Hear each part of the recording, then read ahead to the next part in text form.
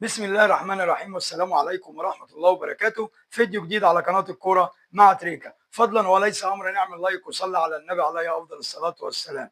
أحمد نبيل كوكا خارج النادي الأهلي.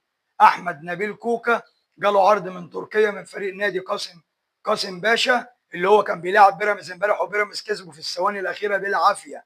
فريق قوي وفريق كويس جدا جدا جدا. النادي الأهلي قال لك كوكا كده كده مش هيجدد وفاضل له سنة، فانا استفيد بالمبلغ بتاعه.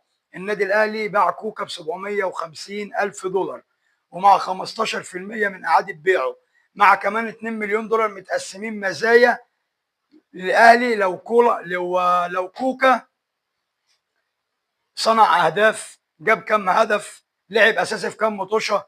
النادي الاهلي هو اللي عامل كل دوت. النادي الاهلي اللي عمله كده صح.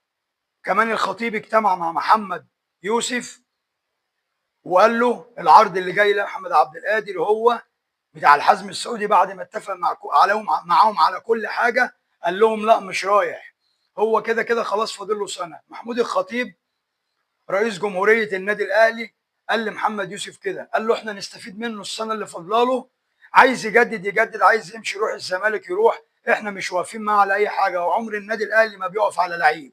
كلنا عارفين وكلنا واثقين ان احمد عبد القادر السنه اللي جايه هيبقى في نادي الزمالك. كل الناس عارفه الكلام دوت، فكده كده اللي عايز يمشي يتفضل، بس انت تستفاد منه. فالنادي الاهلي اللي بيعمله صح، انت تستفاد منه السنه دي، وبعد كده يا عم عايز يمشي يمشي، عايز تجدد اتفضل، عايز تقعد في النادي الاهلي الاهلي موجود. الرغبه في ايدك انت. بس اللي احنا عارفينه من المشهد الاخير ان احمد عبد القادر هيبقى موجود في نادي الزمالك.